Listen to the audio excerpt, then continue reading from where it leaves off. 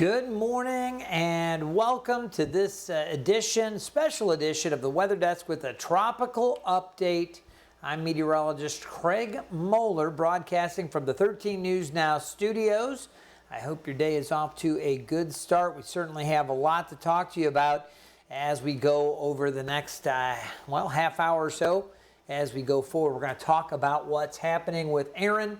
And if you're living along the coast in Southeast Virginia or Northeast North Carolina, there are some interesting developments with the 11 o'clock update. It's something I've been watching throughout the morning. Erin is less organized than it has been, and the Hurricane Center has modified its forecast a little bit. Still, really significant impacts to our area. We're planning on that, but there's at least a little bit of hope that maybe it won't be quite as strong a system as it passes its closest point to Cape Hatteras. It's still going to be offshore.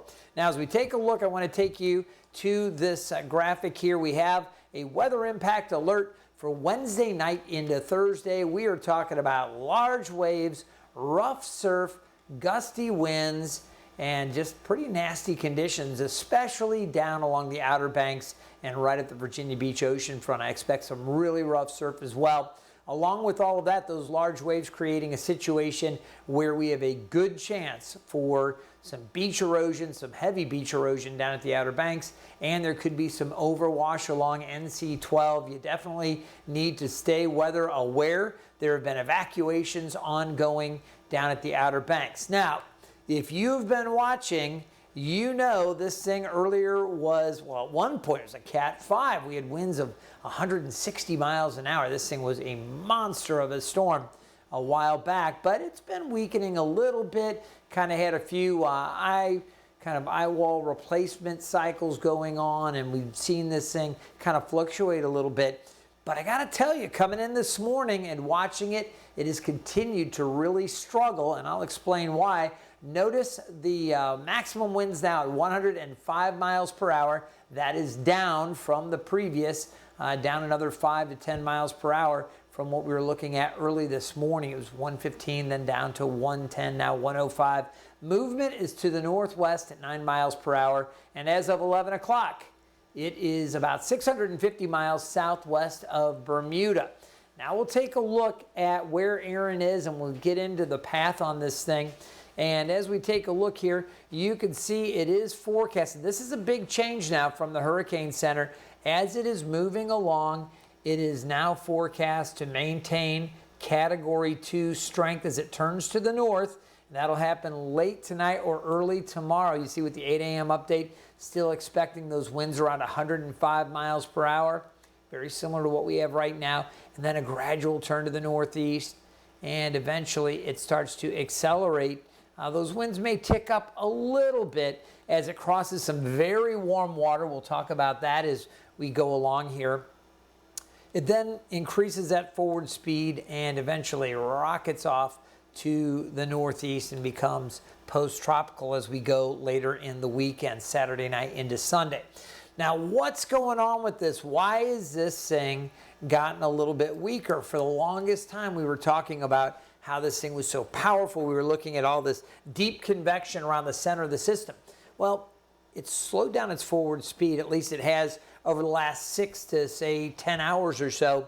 And because of that, those winds around the center have been churning up the waters. You get a little bit of cooler water kind of upwelling, and the winds just kind of mix it up. So you don't just have those sea surface temperatures in the low 80s, but with all that mixing, you start to pull up some of the cooler water from below. And I think that's robbed some of the energy that this system needs to continue to stay so powerful.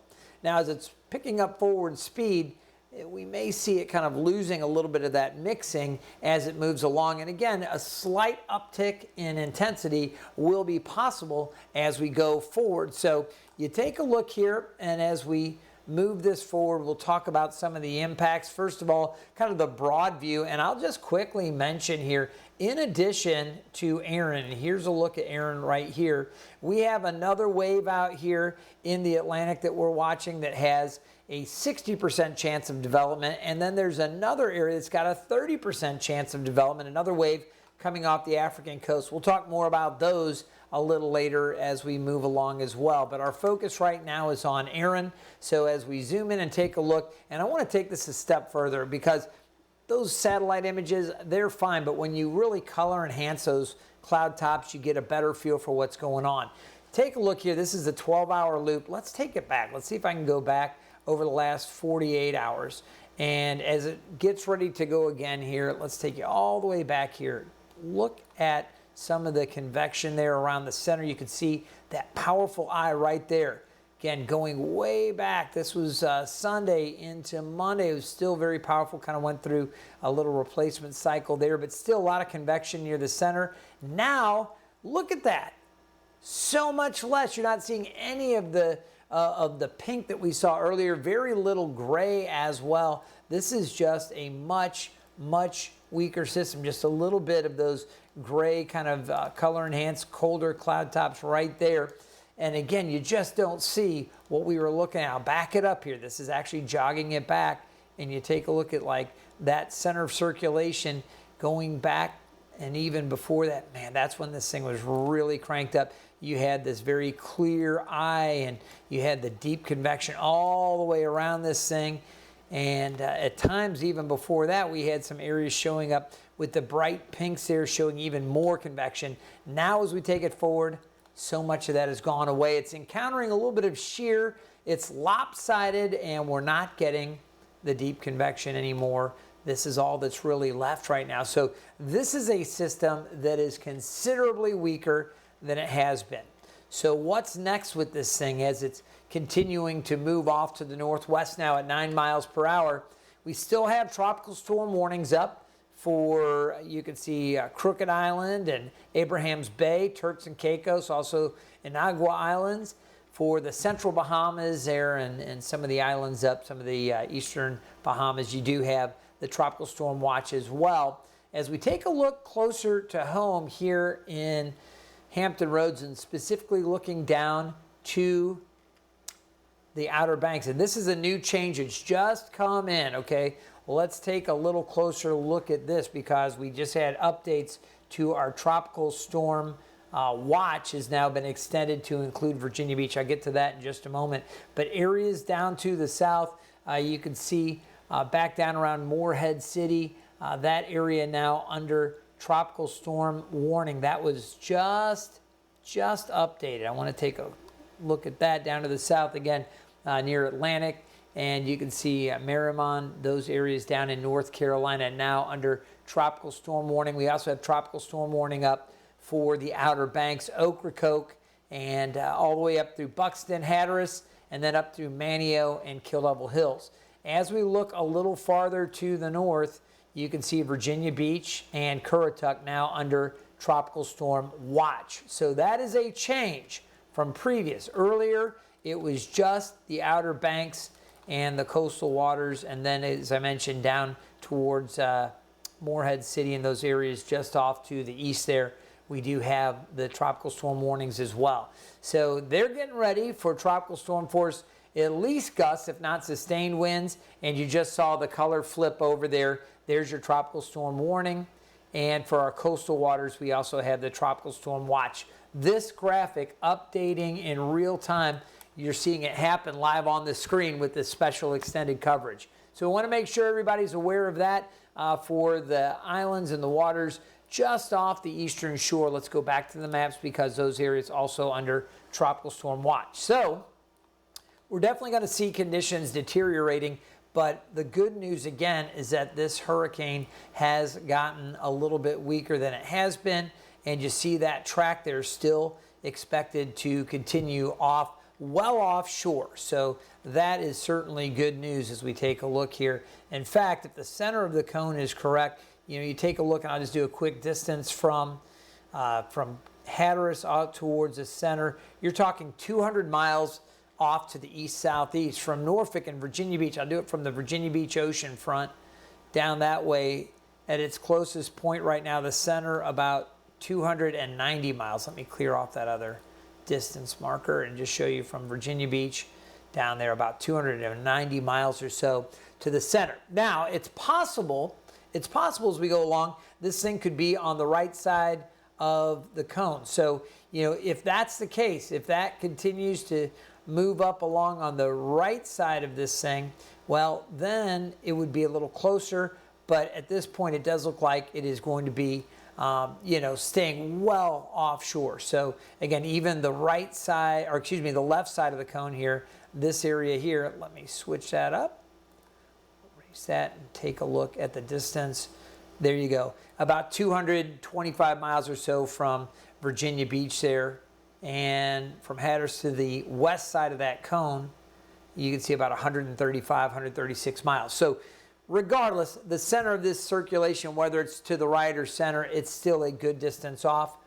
But you do see the watches up and now the warnings for the Outer Banks. All right, we'll take a look at the reason why it may yet strengthen just a bit. And we look here at this very, very warm water just off to the north here. This water in here, we're talking water temperatures still in the mid 80s. It's come through an area that was in the low 80s with the sea surface, but because the winds were kind of churning it up, it's very likely that some of those actual observed water temperatures by the time it was moving along probably fell into the upper 70s with some of the mixing. There is warmer water ahead, so again, some additional strengthening is possible, but it's also likely to encounter a little more shear, and where it has maybe these winds starting to kind of blow in this direction across the system, that may keep it a little bit out of, a little oblong or a little bit off center, and that again would kind of hinder its development. So again, we do look for this thing to be a healthy hurricane when it goes by, but it looks like it may maintain its status as a Category 2, just below Category 3 strength. So there's another look at the official track as it moves along, and you can see it does head off to the northeast after that. Let's talk about the track history and how things have been moving along. Each track that comes out, we plot that on. Those are official Hurricane Center forecast tracks, and you can see how it is moving. And again, we are talking about a track right now. The track that is out there, the most current, is still about as far west as any of the tracks have gone. So as I'm kind of jumbling it along, remember the red is the current track and the black lines represent the previous pass. The white line is the actual path. So you can see again, we're still kind of holding the westernmost part of this previous forecast paths, and that has been the trend. That's been more in line with the European model than some of the other ones. The Canadian, the GFS, were trying to push it and kind of turn it a little bit sooner. You look at the ensembles, and this is where, again, variables are tweaked a little bit. They run a whole bunch of runs here with the Euro and with the GFS, these two models that we're looking at. The American is what we call the GFS. That's a global forecast system. And then the European model, you hear us talk a lot about that. Again, the spacing pretty good. Both the models really buying in on this turn. But notice the Euro, some of those ensembles here, these red squiggly lines to the west of the previous track. And that is our concern, that this path may jog even a little closer to Hatteras. Keep in mind, far and away, the most violent part of this storm will be out here on that right side of whatever path it does take.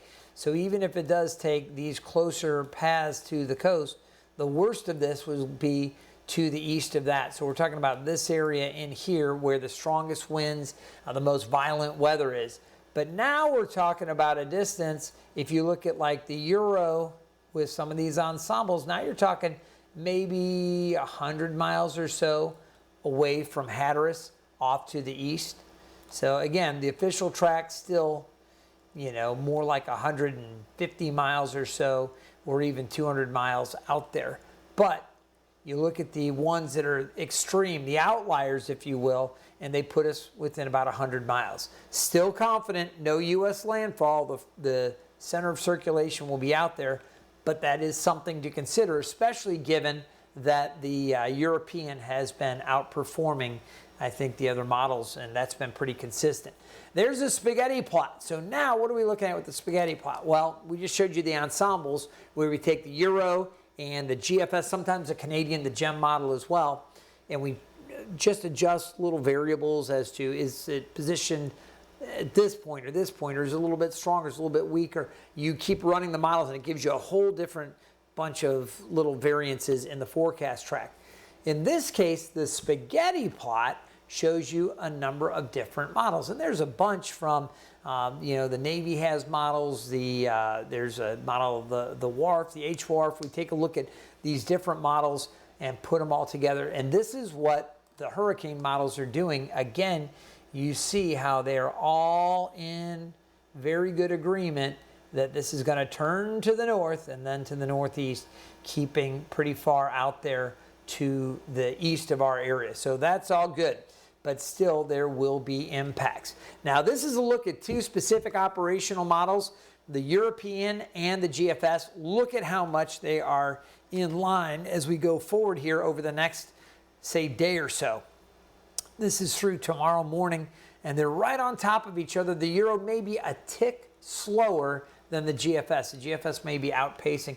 Notice the wind field expanding a little bit. It becomes a larger, more spread out storm. If it takes on maybe some hybrid characteristics, we've got a frontal boundary out there that may kind of, interfere a little bit with this. At this point, still a tropical system expected, but it could become a little bit oblong, or maybe as it makes that turn, that wind field expands a little bit. We'll be watching for all of that, but I do expect tropical storm force, at least gusts, if not sustained winds. I expect that through the Outer Banks and into eastern North Carolina, possibly southeast Virginia as well. Beyond that, the systems move out as we go late Thursday into early Friday and then eventually accelerate out. Here is the Hurricane Center's wind field forecast, and you see what happens here. Again, those winds, tropical storm force, 39 miles per hour or greater, and this is an adjustment from previous because earlier we had more of those winds on the western side of this expanding a little bit farther out. It was encompassing more of eastern North Carolina. So that official wind forecast actually has shifted a little bit farther to the east. That would be good news for us. Certainly take that, but that is what it is looking like right now from the Hurricane Center. Let's take a look at some buoy data and talk wave heights. You can see the waves now building in that buoy just to the north of the system, and you see that one right there kind of bobbing around. There you see 28-foot waves right there. Near the center, there were some 30, 35, even 40-footers, at least by estimation. They were larger right there, but we are starting to see some of those large waves propagate out ahead of it. A 14-footer on the backside. As you go farther away, the waves have not been as big an issue. Let's take a look farther north and show you what's happening. Still around our coastal waters and areas just off to the east of South Carolina. As you take a look, you can see 11 foot for these buoys here. That's about 11 feet. There closer to the Outer Banks, we had some 10-footers there. Then you look off to the north, and we do have, again, smaller amounts as you go up towards Virginia Beach, just there off to the east of us, about 9 feet or so, and about 8 feet due east of, say, Maryland up that way. So that's what we're looking at right now. Those waves will be building, and you can see the winds here driving all this along. Let's take a look at what the graph model says these winds are going to do.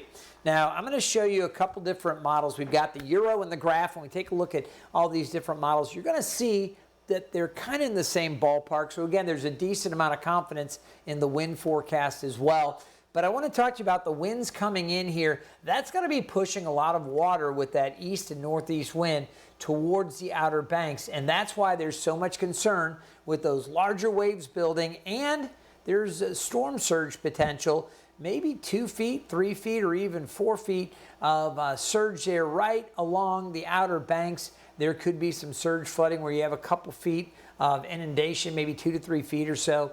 It's not out of the question, and that's why there's so much concern with that and the wave action about overwash along NC 12. So that's why they evacuated Hatteras. They didn't want folks, even if they have slightly higher property or land down there, eventually coming off and on the island, you've got to go over some low points that do deal with overwash, and that can basically isolate anybody that's left on the island. You are truly on an island without access to getting off. So that's why they wanted to get the tourists out of there and give residents, that time to get out as well.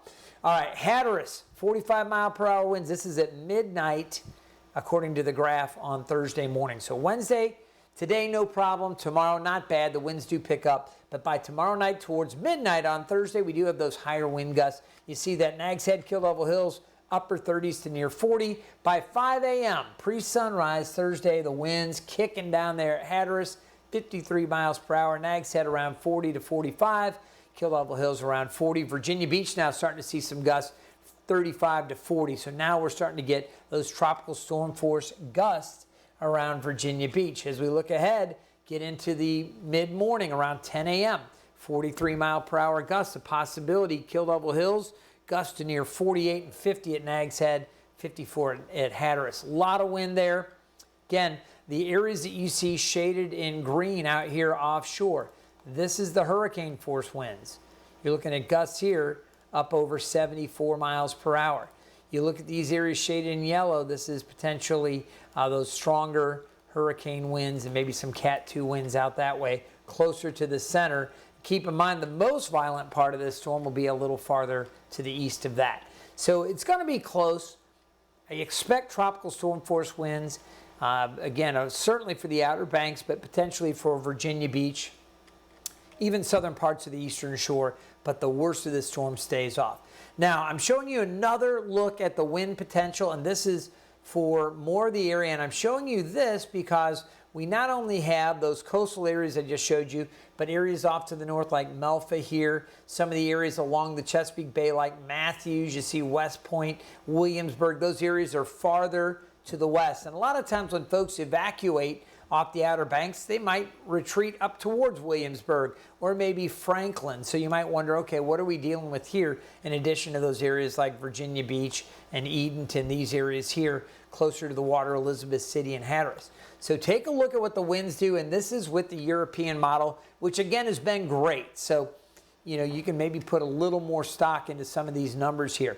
Not a problem really through tomorrow afternoon, 4 o'clock, we're looking at winds gusting 20 to 25 miles per hour. Heading into early Thursday, now Hatteras, now we're looking at winds potentially around 52 miles per hour, some of those gusts. Virginia Beach around 33, 32 at Hampton. So a little more wind there. That's 7 a.m. Thursday. Of course, the winds build later in the day as we get into the 4 o'clock time period in the afternoon. 53 mile per hour gusts there at Hatteras. The Euros cranking winds to around 43 there in Virginia Beach. That's at Oceana. Hampton around 41. Matthews 38. So even on the bay, you come over to the middle peninsula here around Matthews and Gloucester, these areas here, you're still looking at some very strong winds blowing across the bay. The other thing to think about is with the winds coming in from the northeast here, and it's a prolonged period through the day, we're going to get this period where there will be the potential for some tidal flooding, lower part of the bay, certainly at the Outer Banks as well. So we're going to take a look at some of these areas here as we go along. You'll see the winds as we get into Friday, much lighter, and then weakening through the day into the weekend. So later Friday and into Saturday. How about the wave height? Here you go. The wave's really not that bad. East Coast Surfing Championship, they're loving the swells they're getting right now, but it's going to get a lot worse as we go into Thursday. The waves are going to build, and normally these surfers would be all about it, but with the winds so strong from the northeast, that's going to make things pretty messy there at the beach on Thursday. A lot of the waves will be kind of collapsing on themselves with the stronger northeast winds and those stronger gusts. Now you see the wave height through Wednesday morning, 6-footers around Kill Devil Hills, maybe 10 there just off to the east of Hatteras. So southern Outer Banks, say around Rodanthe and Salvo, a little Kinnikeet, some of those areas kind of 10-footers or so. This is early Wednesday. It's going to build south of Hatteras to about 11 feet, 12 feet. You see by Wednesday evening, now we're talking 10 to 15-footers down south along the Outer Banks. Still probably on the order of 6 to 8 around Kill Devil Hills. Those winds, again, driving the wave action as that center gets a little closer and follows the path. Some of that larger wave activity pushing towards Morehead City and Ocracoke, some of those areas down to the south, we could see 15 to 20, maybe even 23, 24-foot waves. Not out of the question. Those are monsters down there along the southernmost parts of the Outer Banks. So that's, again, why we're worried about some of the inundation down along those barrier islands down around Ocracoke. We could see a little bit of that with that increased wave action. All right, for Kill Devil Hills, Thursday afternoon, you see 10 to maybe 12 or 13 foot waves down that way, up to 15 or so. Certainly a possibility. Southern Outer Banks down to Hatteras, more like 15 to 20 down there, and then things again improving after that. All right, we're now going to talk about the potential for tidal flooding. Now, we talk about flooding, and with the tropical systems, you have some different things that come into play. All right, with hurricanes, heavy tropical rains can produce what we call freshwater flooding or rainfall flooding. You get runoff, you get issues where you have heavy tropical rains that fall over an area and keep falling, and then more and more of these heavy cells move over the same areas in bands. You can have all kinds of flooding. In this case, what we're talking about is more related to the tides, the rise and fall of the tides, and the surge or the wind-driven water on top, you know, again, coupling it with the normal high tides. You're looking at some surge here producing some higher than normal tides. So when we take a look at Duck Pier, this first location, major tidal flooding expected with the high tide Thursday evening. That'll take place sometime not too far from 7 o'clock. There we could reach water levels around 7 feet. Nuisance flooding Wednesday night into Thursday morning, but those tides really build thanks to those persistent northeast winds and the proximity of that hurricane offshore. Now that's for Duck Pier. Again, that is right on the water, so they deal with some of these issues, again, right there on the water at the ocean front. Here's Sewell's Point. Now you're going, okay, if you're not from this area, you might think, well, what's Sewell's Point? What city is that? Where is that? Sewell's Point is the official measuring stick for Hampton Roads. We talk about Hampton Roads. You might go, okay, I'm not from Virginia Beach or Norfolk. What's Hampton Roads? There are 7 cities, okay, that are nestled in for our metro area. There are 3 different areas of water. You could really maybe say 4 or 5, but really there's 3 big areas of water. Chesapeake Bay, the Elizabeth River, and the James River all come together. You could also say the York River comes down into that area. But those confluence, where all those bodies of water come together, we call that Hampton Roads. Okay, so this is where we are watching, in the official measuring point, not far from Naval Station Norfolk, is Sewell's Point. When we look at our historical flooding in Norfolk, we gauge it relative to Sewell's Point. At this point, looking at Thursday morning, we're going to see levels around 4.6 feet. That is the threshold for minor tidal flooding. Even Wednesday evening, we could see those tidal levels getting to a point where it creates some nuisance flooding, kind of an inconvenience. Areas that typically flood could be dealing with floodwater there for the Norfolk and the downtown area. But once we get into Thursday morning, some minor tidal flooding, there you will see issues, places like Larchmont, maybe around the Hague, some of the areas that are just so prone to flooding. When you get to 4.5 to 5 feet, you get water up and out of the banks. By 8 o'clock Thursday, there's moderate tidal flooding, and by that, you're going to see water in some inconvenient areas for sure. If we do hit that 6.0, you know, that 6 foot level, that's going to create situations where places where you don't typically see the water, you will. And in this case, you'll want to definitely check back with 13 News Now. Our team of meteorologists and our reporting staff will let you know just how bad it's getting. In some places, people may need to move cars to parking garages and get up from low-lying areas. There will be flooding issues for Hampton Roads with that high tide Thursday evening. For Yorktown, nuisance flooding both Wednesday night and into early Thursday, moderate tidal flooding on Yorktown. Now, I'm going to mention one other area that we don't have a graphic for. That's the Lynn Haven Inlet, the mouth of the Lynn Haven right there at Chicks Beach and around the Lesner Bridge. That area that opens up, there's a gauge there just within the Lynn Haven River and just around kind of the point there. It's possible we could see not only moderate but maybe major flooding there at the Lynn Haven. Right now, the forecast kind of models are pushing towards maybe a level of 5.8 feet. So residents that live down there along the Lynn Haven that are susceptible to flooding, know what's going on, know that you may have to take some steps to protect property there along the Lynn Haven as well. That again coming Thursday evening, and we will work to keep you updated and let you know what actually develops with that. That is a concern. Again, if you live in northern parts of Virginia Beach around the Lynn Haven, you definitely want to stay mindful of that. So let's look at the tides. So basically what we have, again, Erin is weakened to a Cat 2. It's now likely that it's going to remain a Cat 2, although it's going to be close. If it gets back out over that warmer water, it's possible it could tick back up briefly to a Cat 3. Most likely, it's expected to stay a Cat 2. The forecast remains on track. No U.S. landfall, but as I've just detailed for you over the last half hour, definitely fringe effects for the eastern U.S. and gusty winds along the coast, obviously tidal flooding. We just talked about that. Now, two other areas we're watching because we're going to deal with Erin. It's going to move by. It's going to race off to the northeast over the North Atlantic. Two other areas we're watching, though. There is this wave out across the central Atlantic, and this one right now has a 60% chance as it comes into this area here. There is a 60% chance for development. So over the next 48 hours, not a very good chance, only a 10% chance of development. But once you get out, say 3 to 5 or 6 days, it gets into this area here, there's a much better chance, up to 60%, that becomes our next organized tropical system.